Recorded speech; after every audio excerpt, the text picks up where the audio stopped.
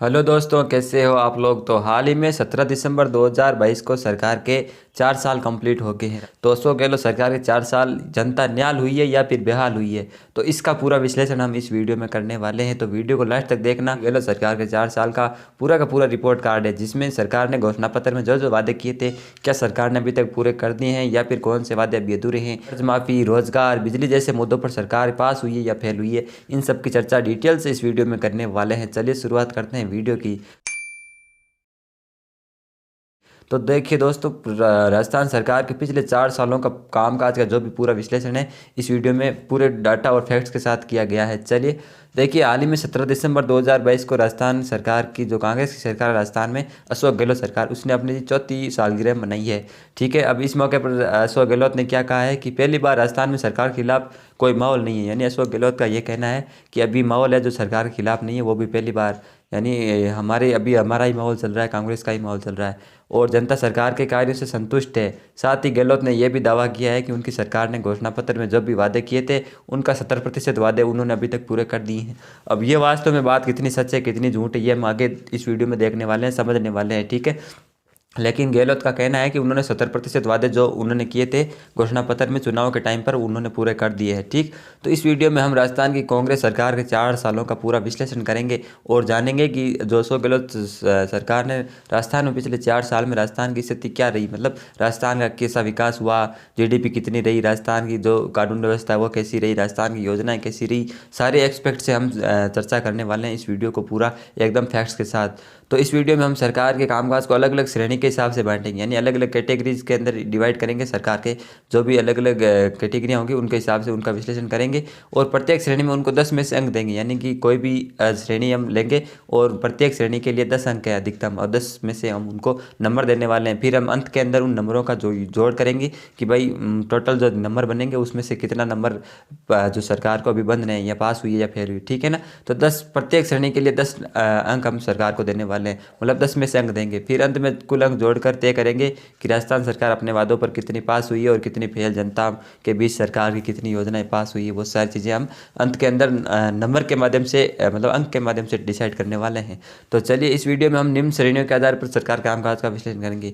यानी कि हम सरकार का जो कामकाज है वो किन किन श्रेणियों के आधार पर देखने वाले हैं कि कौन सा काम क्या किया हो। तो देखिए, पहली जो श्रेणी है, जो कैटेगरी है, वो है अर्थव्यवस्था और विकास। यानी राजस्थान का विकास किस प्रकार हुआ, राजस्थान का जो 4 सालों में विकास कैसा हुआ, कितना हुआ, अर्थव्यवस्था किस प्रकार रही, अर्थव्यवस्था जीडीपी वगैरह और जो पर कैपिटा इनकम है और एसडीआई वगैरह सारी चीज़ें हम इसके अंदर देखने वाले हैं। ठीक है ना, तो चलिए शुरुआत करते हैं। फिर दूसरा जो अपना कैटेगरी रहने वाली है वो है सामाजिक न्याय और कानून व्यवस्था। राजस्थान की कानून व्यवस्था 4 सालों में किस प्रकार रही है और शासन सरकार का पिछले 4 सालों में किस प्रकार रहा है।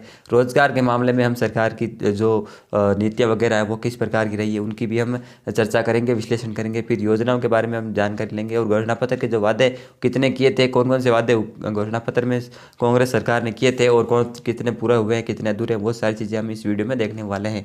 तो ये अशोक गहलोत है, माननीय मुख्यमंत्री राजस्थान सरकार के। ठीक है, तो हम शुरू करते हैं ये वीडियो को। देखिए, राजस्थान की जो अर्थव्यवस्था और विकास है, सबसे पहले उसका देखते हैं, यानी 4 सालों में कितना विकास हुआ राजस्थान का। तो सबसे पहले हम बात करते हैं अर्थव्यवस्था के अंदर जीडीपी की। जीडीपी का मतलब आप लोग समझते होंगे, यानी सकल घरेलू उत्पाद जिसको हिंदी में कहते हैं। ठीक है ना, तो जो चार्ट है अपना, ये आर्थिक समीक्षा राजस्थान सरकार की ऑफिशियल डाटा है, वो सारे डाटा मैंने यहाँ पे ले रखे हैं। ठीक है ना, तो यहाँ पे बहुत सारे डाटा है अलग अलग इंडेक्स के अंदर। तो ये सबसे पहले जीडीपी के अंदर पिछले 4 सालों में राज्य का सकल जो घरेलू उत्पाद यानी जीडीपी राजस्थान की है वो बढ़ी है अब 2020-21 को छोड़कर। यानी कि इस टाइम पे कोरोना आ गया था तो उस साल थोड़ी सी नेगेटिव में चली गई थी जीडीपी, वो तो सभी राज्यों सभी देशों की चली गई थी। तो उस साल को छोड़कर बाकी 4 सालों में राजस्थान की जो जीडीपी है वो लगातार बढ़ी है। ठीक है ना, तो अब जूम करके हम देख लेते हैं। तो देखिए, सकल घरेलू जो सकल घरेलू उत्पाद है राजस्थान का, वो यहाँ पे स्थिर कीमतों और प्रचलित कीमतों पर है। स्थिर कीमतें 2011-12 के हिसाब से मानी जाती है और प्रचलित कीमतें जो है इस वक्त की चल रही है। ठीक है, तो यहाँ पे आप डाटा साफ देख सकते हैं, 17-18 में इतना था। प्रचलित मूल्य पर अगर हम देखें तो 83 8,32,000 के आसपास था, फिर 9 लाख, फिर 9 लाख, फिर 10 लाख और 11 लाख, यानी 2021-22 के अंदर 11,96,137 ये इनकी प्रचलित मूल्यों पर जीडीपी रेट है राजस्थान की। ठीक है, अगर हम प्रतिशत के अंदर देखें तो सकल घरेलू जो वर्धित दर है राजस्थान की प्रचलित मूल्यों पर वो 9%, 9.46, 9.51, 9.58, 1 ये तो कोरोना का टाइम था तो इसके अंदर नेगेटिव में चली गई थी। और अभी 2021-22 के लेटेस्ट डाटा के अनुसार 18% जो वर्धित दर है जीडीपी के अंदर वो राजस्थान में देखी गई है। ठीक है ना, बाकी अलग अलग ये क्षेत्र है, इसको हम बाद में देखेंगे। और यहाँ पे एक चीज़ है जो प्रति व्यक्ति आय, यानी कि एक व्यक्ति की इनकम कितनी है राजस्थान के अंदर, तो स्थिर मूल्यों की बात नहीं करेंगे, हम प्रचलित मूल्यों की बात करेंगे। तो प्रचलित मूल्यों की सबसे पहले तो 2018 के आसपास 98,000 के आसपास थी, और जो 2022-21 में 21-22 में बढ़कर ये 1,35,218 रुपये ये राजस्थान की प्रचलित मूल्यों पर प्रति व्यक्ति आय है, यानी कि ये काफ़ी बड़ी है। 4 सालों में प्रति व्यक्ति आय भी राजस्थान में बढ़ी है। ठीक है, तो ये पहला इंडेक्स था। अब दूसरे इंडेक्स में हम देखते हैं यहाँ पे प्रतिशत के अंदर जो हमने देखा था कि 18% राजस्थान की जो है जीडीपी बढ़ी थी प्रचलित मूल्यों के ऊपर। ठीक है ना, ये यहाँ पे आप ग्राफ देख सकते हैं। कोरोना के टाइम पे हालांकि ये डिक्रीज हुई थी, बाद में ये अचानक से बूम हो गई, 18% की वृद्धि देखी जा रही है। हालांकि 2022 की रिपोर्ट आना भी बाकी है। ठीक है ना, ये अगले साल बजट के आसपास आने वाली है। फिर ये प्रति व्यक्ति आय का ग्राफ है जो अभी हमने बताया था कि प्रति व्यक्ति आय भी 1,35,000 के आसपास हुई है राजस्थान के अंदर प्रचलित मूल्यों के ऊपर। ठीक है, फिर नीचे देखते हैं भारतीय अर्थव्यवस्था में राजस्थान का योगदान कितना है। तो देखिए, राजस्थान का योगदान भारतीय जीडीपी के अंदर 11.96 लाख करोड़ का है, और भारत की जो अखिल भारत टोटल भारत की जो जीडीपी है वो 232.15 लाख करोड़ की है। इसमें राजस्थान का इतना जो है योगदान है। ठीक है ना, अब प्रतिशत योगदान की बात करें तो 5.15% का योगदान है राजस्थान के अंदर। ये जो डाटा मैं आपको बता रहा हूँ वो आर्थिक समीक्षा रिपोर्ट है 2021-22 की। ठीक है ना, राजस्थान सरकार की, उसी के अनुसार ये डाटा बता रहा हूँ। ठीक है ना, ये जीडीपी विकास दर वगैरह, राजस्थान की विकास दर अभी 11% के आसपास है और भारत की 9% है, यानी कि भारत की विकास दर से राजस्थान की विकास दर 2% ज़्यादा है। फिर प्रति व्यक्ति आय की बात हमने कर ली थी, भारत की प्रति व्यक्ति आय 1,50,000 के आसपास है, और वहीं राजस्थान की 1,35,000, यानी थोड़ी सी ही कम है। और ये हो सकता है कि इस प्रकार अगले 5 सालों के अंदर ये विकास दर भारत के बराबर हो जाए। ठीक है, तो ये तो डाटा था इसके बारे में। अब ये राजस्थान की जो ऊर्जा रिपोर्ट है, यानी सौर ऊर्जा, जो अलग अलग ताप ऊर्जा, जल विद्युत ऊर्जा, इसके अंदर कितनी बढ़ोतरी हुई, बहुत सारी चीज़ें हैं। तो यहाँ पे लगभग सभी क्षेत्रों के अंदर बढ़ोतरी ही हुई है। तो यहाँ पे सबसे ज़्यादा जो बढ़ोतरी हुई है वो सौर ऊर्जा के क्षेत्र में हुई है राजस्थान में पिछले 4 सालों में, 5 सालों में। ठीक है ना, तो सौर ऊर्जा में आप देख सकते हैं कि 2017-18 में कितनी जो मेगावाट के अंदर ऊर्जा थी, क्षमता थी, वो थी राजस्थान की 1656 के आसपास 2017-18 के अंदर। ठीक है ना, और उसके बाद में बढ़ते बढ़ते ये 2021-22 के अंदर सौर ऊर्जा की जो क्षमता है वो 2970 मेगावाट हो गई है। ठीक है ना, राजस्थान में। तो ये लगभग दुगुनी होने के आसपास हो गई है पिछले 4 सालों के अंदर ही। तो काफ़ी ये भी एक उल्लेखनीय योगदान है, मतलब तरक्की है राजस्थान सरकार की, और इसके क्षेत्र में, ऊर्जा के क्षेत्र में राजस्थान सरकार ने काफ़ी अच्छा काम किया है। ठीक है ना, आर्थिक समीक्षा 2021-22 की रिपोर्ट के अनुसार ये डाटा मैंने आपको बताया है। ठीक है, फिर अब हम दूसरा जो कैटेगरी है, दूसरा पॉइंट है, उसके हिसाब से देखते हैं सरकार का कामकाज। तो दूसरा जो पॉइंट है वो है सामाजिक न्याय और कानून व्यवस्था। देखिए, सामाजिक न्याय और कानून व्यवस्था के क्षेत्र में राजस्थान लगातार बदतर हो रहा है, यानी कि हालत बहुत ही खराब है राजस्थान के अंदर कानून व्यवस्था के मामले में, लॉ ऑर्डर के मामले में। ठीक है, भारत में दलितों के खिलाफ अत्याचार में राजस्थान टॉप पर है, यानी कि दलितों के अत्याचार जो होते हैं पूरे भारत में, उसमें राजस्थान, मध्य प्रदेश और ये यूपी वगैरह का इलाका, यानी उत्तरी भारत का इलाका काफ़ी ज़्यादा टॉप पर है। इन 3-4 राज्यों में दलितों के खिलाफ अत्याचार सबसे ज़्यादा होते हैं, राजस्थान भी उनमें एक शामिल है। वहीं महिलाओं के खिलाफ जो अपराध होते हैं उनमें भी राजस्थान शीर्ष पायदान पर है, यानी कि महिलाओं के खिलाफ जो अपराध वगैरह होते हैं उस पर राजस्थान टॉप पर है। और जो महिलाओं से रेप के घटनाएं वो राजस्थान में सर्वाधिक होती है। ये ऑफिशियल डाटा है सरकार का, एनसीआरबी की रिपोर्ट भी ऐसा ही कहती है कि जो महिलाओं के खिलाफ रेप होते हैं उसमें राजस्थान टॉप पर है, राजस्थान में सबसे ज़्यादा रेप केस दर्ज होते हैं। ठीक है ना, तो यहाँ पे आप रिपोर्ट देख सकते हैं, majority believe Rajasthan government has been following on law and order, यानी कि जो राजस्थान की जो अधिकतर जनता है वो ऐसा मानती है कि राजस्थान में जो कानून व्यवस्था है उसके अंदर जो अशोक गहलोत सरकार है वो मतलब खराब प्रदर्शन कर रही है। ठीक है ना, ये ऑफिशियल जो न्यूज़ पोर्टल है उनका जो आर्टिकल आपको दिखा रहा हूँ। Rajasthan reported highest number of rape cases in 2021, NCRB की ये रिपोर्ट है कि रेप केस सबसे ज़्यादा राजस्थान में दर्ज किए गए हैं। ठीक है ना, तो कानून की व्यवस्था में राजस्थान की सरकार काफ़ी फिसड्डी साबित हुई है, बदतर हालत राजस्थान में बताई जा रही है। फिर देखिए, उदयपुर के कन्हैयालाल हत्याकांड, जो उदयपुर में कन्हैयालाल हत्याकांड हुआ था ना, जिसकी उन्होंने गर्दन काट दी थी, जो एक कन्हैया लाल थे। और जालौर में दलित हत्याकांड, जिसने पानी पिया था मटके का, तो उसकी हत्या कर दी थी उसके टीचर ने। फिर राजू टेट का हत्याकांड अभी हाल ही में हुआ, राजू टेट को गोली मार दी सीकर के अंदर। तो उसके अंदर सरकार ने मतलब थोड़ी फुर्ती दिखाई और सरकार ने अपराधियों को तुरंत गिरफ्तार कर लिया। वैसे ये राजस्थान पुलिस ने तुरंत गिरफ्तार कर लिया था इन सभी आरोपियों को, और उनको सजा भी वगैरह भी अभी जो काम है वो चल रहा है इन सब का। तो इसके मामले में सरकार ने थोड़ी फुर्ती दिखाई है, तो ठीक है ना। अब हम इन दोनों को मिलाकर सरकार को इसके अंदर 5 नंबर देते हैं, 10 में से 10 में से 5 नंबर इन सब में देते हैं। और वहीं अगर हम जीडीपी वाले में बात करें तो सरकार को हमने 8 नंबर दिए हैं, ठीक, क्योंकि जीडीपी के मामले में सरकार अच्छे जो है कामकाज कर रही है। तो इसके अंदर जीडीपी में मैं 8 नंबर में सरकार को 10 में से देता हूँ। और जो कानून व्यवस्था है इसके अंदर मैं सरकार को 50% नंबर देता हूँ, ठीक है ना, 5%, 5 नंबर इसमें और 8 नंबर उसमें, ठीक है ना। फिर अंत में हम इन अंकों को जोड़ लेंगे। फिर शासन व्यवस्था की बात करते हैं, यानी गवर्नेंस के क्षेत्र में सरकार का क्या प्रकार, मतलब किस प्रकार की रही है। तो कोरोना के समय राजस्थान की शासन व्यवस्था खूब चर्चा में रही, क्योंकि कोरोना के टाइम पर राजस्थान को जो है कोरोना नियंत्रण में मॉडल स्टेट के रूप में उभरा। यानी सबसे अच्छा जो नियंत्रण है कोरोना के ऊपर वो राजस्थान ने किया था, राजस्थान सरकार ने इतना अच्छा नियंत्रण किया था, तो इसलिए मॉडल स्टेट के रूप में उभरा था। भीलवाड़ा में सबसे ज़्यादा जो संक्रमण के केस आए तो सरकार ने बहुत ज़्यादा वहाँ पे नियंत्रण लगा दिया भीलवाड़ा पर, मतलब पूरा नियंत्रण कर लिया कोरोना पर। तो इसकी जो मोदी साहब ने भी तारीफ़ की थी, प्रधानमंत्री नरेंद्र मोदी ने तारीफ़ की थी गहलोत की, कहा कि बाकी राज्यों को राजस्थान से सीखना चाहिए, ठीक है ना। तो इस नियंत्रण में, कोरोना नियंत्रण में सरकार ने बहुत ही अच्छा जो है काम किया था। वहीं देखिए दूसरी ओर सरकार के विधायक सरकार से बगावत पर उतरा है। कोरोना के बाद में हमने देखा था ना, सचिन पायलट वगैरह वो बाकी विधायक वगैरह सरकार के खिलाफ हो गई, बगावत पर उतराए। कई अधिकारियों ने इस्तीफे वगैरह दे दिए, सरकार पर सियासी संकट भी मंडराने लगा। तो इससे जो अधिकारी वगैरह हैं वो भी जो है काम में थोड़ी ढिलाई बरतने लगे थे, ठीक है। हाल ही में गायों में फैला लंपी वायरस का प्रकोप राजस्थान में सबसे ज़्यादा देखा गया। सरकार लंपी वायरस के सेहत में पूरी तरह विफल साबित हो गई। तो गायों में जो रोग फैला लंपी वायरस, हमने देखा कि किस प्रकार बहुत ही ज़्यादा संख्या में जो गायें हैं वो लगातार मर रही थी, और उनको मतलब टीका वगैरह उपलब्ध नहीं हो पा रहा था। सबसे ज़्यादा जो गायों की मौत है वो राजस्थान में ही हुई थी।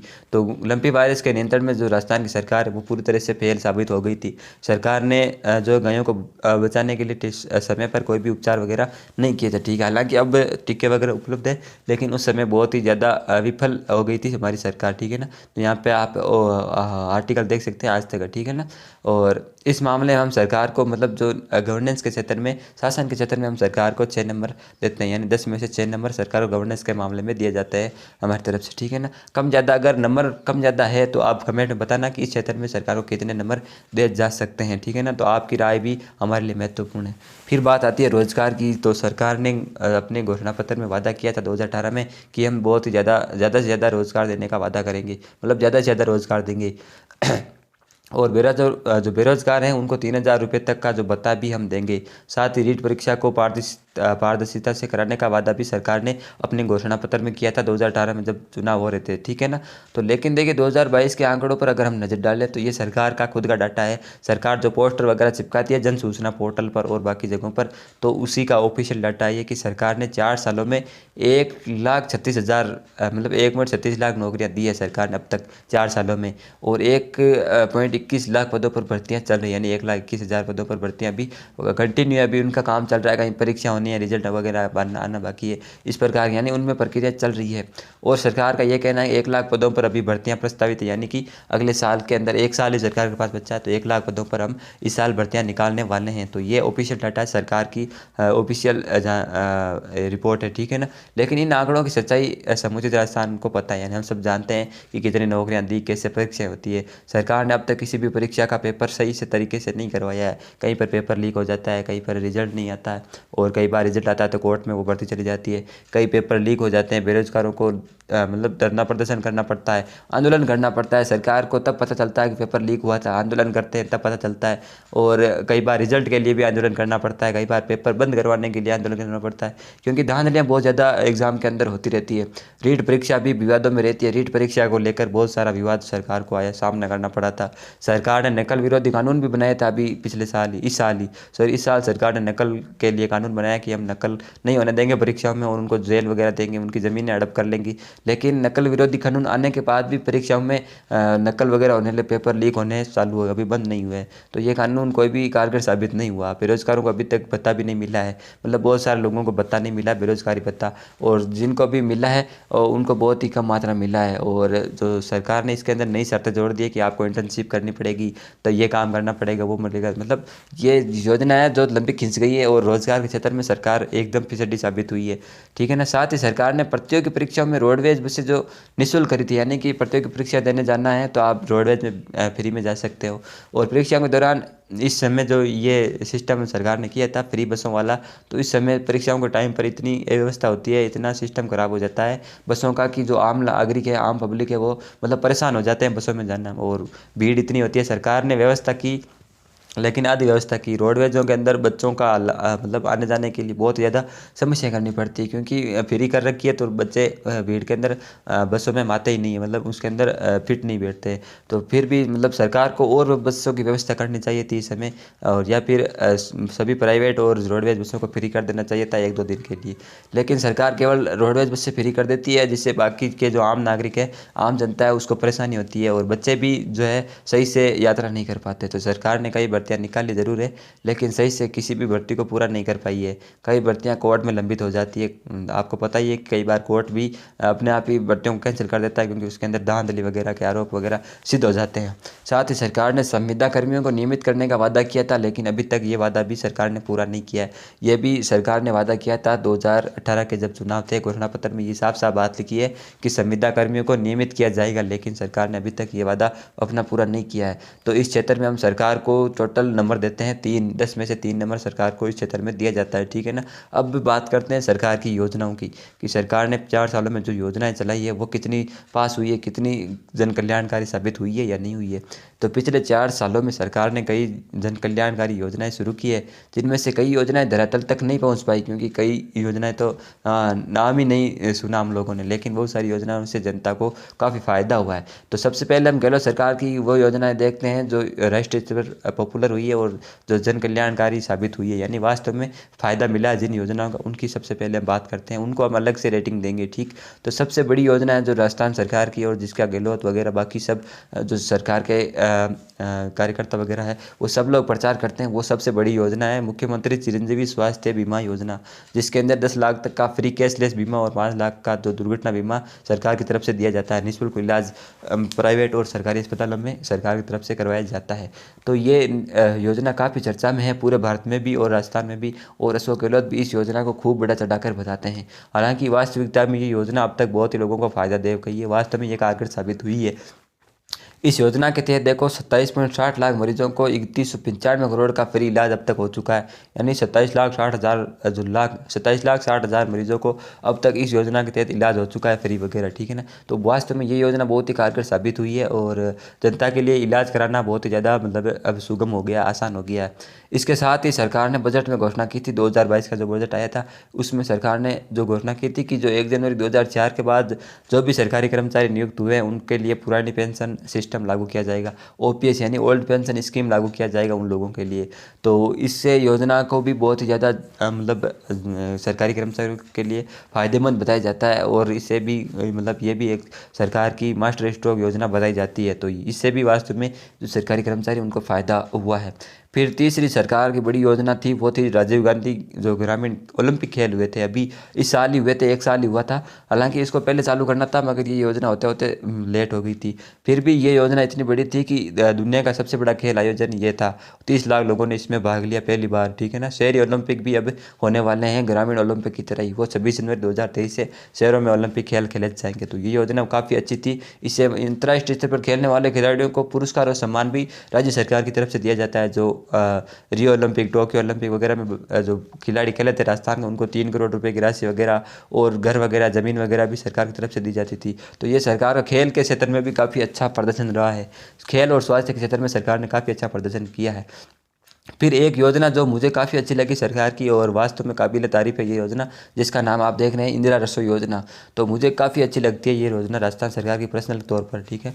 तो गहलोत सरकार का एक संकल्प है कि कोई भी भूखा नहीं सोए। तो इस संकल्प में जो इंदिरा रसोई योजना है उन्होंने शुरू की गहलोत सरकार ने, अब जिसमें किसी भी नागरिक को 8 रुपये में भरपेट पौष्टिक भोजन कराया जाता है। यानी कि आपके पास 8 रुपये होने चाहिए, आपका वो वहाँ पे एंट्री करते हैं कंप्यूटर पर और आपको खाना खिला दिया जाता है उस रसोई के अंदर। तो इंदिरा रसोई के अंदर और उसके अंदर भी आपको अच्छा पौष्टिक भोजन कराया जाता है, मतलब 5 रोटियाँ दी जाती है, सब्जी 2 प्रकार की सब्जियाँ दी जाती है, अचार वगैरह दिया जाता है। तो काफ़ी अच्छी योजना है। और मैं तो कई बार अगर किसी सिटी वगैरह में जाता हूँ, कहीं बाहर जाता हूँ, तो मैं इंदिरा रसोई में ही योजना में इसी के तहत तो हम तो इसी में खाना खाते हैं। तो वास्तव में बड़ी अच्छी योजना है सरकार की। हालांकि जो ये योजना है बीजेपी सरकार ने पहले चलाई थी अन्नपूर्णा नाम से, अन्नपूर्णा योजना, जिसमें वो गाड़ी के माध्यम से क्या करते थे कि खाना खिलाते थे अलग अलग रेलवे स्टेशनों पर जहाँ पे ज़्यादा पब्लिक होती थी वहाँ पे जाके वो 8 रुपये में भी वही खाना खिलाते थे। लेकिन ये योजना इसलिए अच्छी है क्योंकि ये एक जगह बैठ के आपको खाना खिलाने की सुविधा देती है और आराम से भरपेट खा सकते थे, ठीक है ना। तो ये काफ़ी अच्छी योजना है। और अब आगे अगली योजना की बात करते हैं, तो और भी बहुत सारी योजना है। ये देखिए जब मैं एक बार किसी योजना में इंदिरा रसोई में गया था खाना खाने, तो वहाँ की तस्वीर ली थी, ठीक है। तो इस प्रकार की ये योजना रहती है, आराम से बैठ के आप खाना के यहाँ पे टेबल वगैरह लगी रहती है और 5 रोटियाँ आपको दी जाती है, अचार वगैरह दी जाती है। इसके अलावा जो अनुप्रति कोचिंग योजना है जिसमें बच्चों को फ्री मतलब कोचिंग करवाई जाती है सरकार की तरफ से, ये योजना भी काफ़ी अच्छी है सरकार की और मतलब काफ़ी कारगर साबित हुई है उन गरीब बच्चों के लिए। और मतलब ये 10-12 के परसेंटेज के आधार पर इनमें एडमिशन होता है। फिर निःशुल्क दवा वितरण योजना और निःशुल्क जाँच योजना, हालांकि ये योजना काफ़ी पुरानी है मगर अभी भी सरकार इस पर बहुत ज़्यादा फोकस कर रही है। तो ये योजना भी मतलब एकदम जन कल्याणकारी साबित हुई है जनता के लिए। तो ये योजनाओं के आधार पर अगर हम सरकार को पूरे नंबर दें तो इन योजनाओं में मेरी तरफ से मैं सरकार को 10 में से 10 अंक दूंगा, क्योंकि ये योजना वास्तव में धरातल पर आई है और जनता के लिए कल्याणकारी साबित हुई है। अब सरकार ने इतनी योजना नहीं चलाई, सरकार ने बहुत सारी योजनाएं चलाई थी। अब इसके अलावा देखिए वो योजनाएं जो गहरे गड्ढे में तक हुई, मतलब जनता तक कोई भी लाभ नहीं पहुंचा, वो ऐसे ही हो गई है, बर्बाद हो गई कोई योजना है। तो उनमें देखो इंदिरा गांधी शहरी गारंटी योजना यानी मनरेगा, जो राजस्थान में ग्रामीण गाँव में नरेगा चलती है, उसी के आधार पर शहरों में भी अशोक गहलोत ने अभी बजट के अंदर घोषणा की थी कि शहरों में भी हम नरेगा चलाएंगे, ठीक है ना। तो ये योजना मतलब शहरों में इतनी कारगर साबित नहीं हुई है, हालांकि चल रही है योजना मगर उतनी ज़्यादा फायदेमंद नहीं हुई है जितना कि गाँव में होती है। फिर पालनहार योजना, मुख्यमंत्री डिजिटल सेवा योजना, डिजिटल सेवा योजना वही है जिसमें सरकार ने कहा था कि हम फ्री के अंदर मोबाइल देंगे, 3 साल वाला नेट वगैरह देंगे, अभी इसका कोई अता पता नहीं है। तो ये योजना भी गड्ढे में दब गई है, इसका कोई पता नहीं है। फिर जो स्कॉलरशिप सरकार की तरफ से दी जाती है अलग अलग चीज़ों में, छात्रवृत्तियाँ दी जाती है स्कूलों में, वो छात्रवृत्तियाँ भी 1-1, 2-2 साल पुरानी अभी तक नहीं आई है, स्कॉलरशिप बच्चों को नहीं मिलती है, छात्रवृत्तियाँ अटकी रहती है स्कूलों वाली, कॉलेजों वाली। Mahatma Gandhi English medium school भी एक मतलब वैसे तो अच्छा इनिशिएटिव था सरकार का इंग्लिश मीडियम खोलने का, मगर सरकार के पास अभी जो हिंदी मीडियम पुराने स्कूल है उनके भी पूरे तरह से टीचर वगैरह उपलब्ध नहीं है, उनका जो पूरा इंफ्रास्ट्रक्चर है वो मजबूत नहीं है। फिर महात्मा गांधी इंग्लिश मीडियम हिंदी से इंग्लिश कर दिया, टीचर वगैरह यहाँ से कहाँ से आएंगे, इस प्रकार की योजना है। और स्कूल में जो अभी गेस्ट फैकल्टी के तौर पर टीचर लगाए जा रहे थे वो फिर आई कैंसिल कर दी योजना, तो ये योजना फेल हो गई थी। फिर सरकार जो निःशुल्क यूनिफॉर्म बांटती है बच्चों को, जो 8वीं तक के बच्चों को अभी ड्रेस देना थे, तो वो अभी बीच में जाकर दिसंबर में जाकर ड्रेस बांटी बच्चों को। फिर दूध वितरण कभी एक टाइम करते हैं, कभी 2 टाइम, फिर 3 टाइम, कभी बंद कर देते हैं। तो दूध वितरण भी सरकार कभी कभी फिर स्कूटियाँ बच्चों को मिलता है, घोषणा कर देते हैं कि स्कूटी देंगे, बाद में देते नहीं है। लैपटॉप वगैरह, साइकिल वितरण, इनका आता पता नहीं है कब देगी कब नहीं देगी, सरकार का मूड होगा तो दे देगी वरना नहीं देगी। ये मतलब गड्ढे में दब गई योजना है। फिर किसान मित्र ऊर्जा योजना, जो बिजली के अंदर हमें 50 यूनिट फ्री देते हैं, वो अभी इस बजट में अनाउंस हुआ था 2022 में। इससे पहले राजस्थान में सबसे ज़्यादा महंगी बिजली थी, अभी भी राजस्थान में ही है सबसे ज़्यादा महंगी, और अब ये फ्री बिजली कर दी 50 यूनिट तक। तो अब क्या हुआ, राजस्थान में लाइट नहीं आती, सभी को पता है लाइट किसी भी जगह नहीं आती, लाइटें काट देते हैं। फ्री कर दी तो क्या हुआ, लाइटें नहीं देते, तो लाइट के क्षेत्र में भी सरकार काफ़ी बेकार साबित हुई है। फिर घर घर औषधि योजना 2021 में ये घोषणा की थी कि हम सभी को पौधे देंगे 5 प्रकार के, जो वो गिलोय वगैरह, अश्वगंधा, तुलसी का, इस पर 5 पौधे थे, मतलब 2-3 सालों के अंदर अलग अलग पौधे देंगे सरकार की तरफ से, वन विभाग की तरफ से। लेकिन किसी को एक भी पौधा नहीं मिला, 1 साल तो इस योजना का ऑलरेडी हो गया है। तो ये योजना भी मतलब गहरे गड्ढे में दब गई है, फेल हो गई पूरी। फिर युवा संबल योजना, जो बेरोजगारी भत्ता है, लोगों को नहीं मिलता बेरोजगारी भत्ता। फिर और भी बहुत सारी योजना है सरकार की जिसका नाम अभी तक हमने नहीं लिया है, वो आप समझो कि फेल ही है वो योजना, वो सरकार को मतलब बेकार योजना थी। अब तक सरकार ने उसके ऊपर मतलब योजना लागू तो कर दी मगर वो धरातल पर उस पर काम सही से नहीं हुआ है, मॉनिटरिंग नहीं हुई है। तो इस आधार पर इन योजनाओं को हम सरकार का 4 नंबर देते हैं 10 में से, ठीक है ना। तो ये योजना बिल्कुल फीसदी से 4 नंबर इसलिए दिया क्योंकि ये लागू तो हुई, कम से कम थोड़ी बहुत तो लागू तो हुई, बाकी धरातल पर ऐसा नहीं पहुंची है। फिर सबसे लास्ट के अंदर इम्पोर्टेंट बात यह है कि सरकार ने जो घोषणा पत्र में वादे किए थे 2018 में जब चुनाव था, तो बहुत सारे वादे किए थे कि हम कर्जा माफ़ करेंगे, ये करेंगे। तो ये जो सारी चीज़ें हैं उसमें से एक भी चीज़ सरकार ने अभी तक नहीं की है, यानी कि सरकार के 80% वादे अभी तक अधूरे हैं। तो ये बात अभी आपको एक रिपोर्ट में भी मैं बताऊंगा। तो कौन कौन से वादे सरकार ने अभी तक पूरे नहीं किए। तो देखिए 10 दिन में किसानों का कर्ज माफ़ होगा। सरकार का सबसे बड़ा चुनावी मुद्दा यही था कि किसानों का कर्ज माफ़ करेंगे, लेकिन अभी तक किसानों का किसी का मतलब आधे पुरता का हुआ है, लेकिन सभी का नहीं हुआ है। तो किसानों का कर्ज माफ़ भी नहीं हुआ है। और एक बात सरकार ने कही थी कि राज्य की लड़कियों की पूरी शिक्षा मुफ्त करेंगे, कॉलेज वाली, स्कूल वाली, और ये भी वादा अभी तक सरकार ने इस पर कभी बात नहीं की। फिर स्वास्थ्य का अधिकार दिया जाएगा, राइट टू हेल्थ। ये अधिकार की चर्चा हो रही थी राजस्थान में पिछले कई सालों से, लेकिन अभी तक सरकार ने इस पर कोई फैसला नहीं है। बेरोजगारी भत्ता वाली चीज़ें हमने बता दी।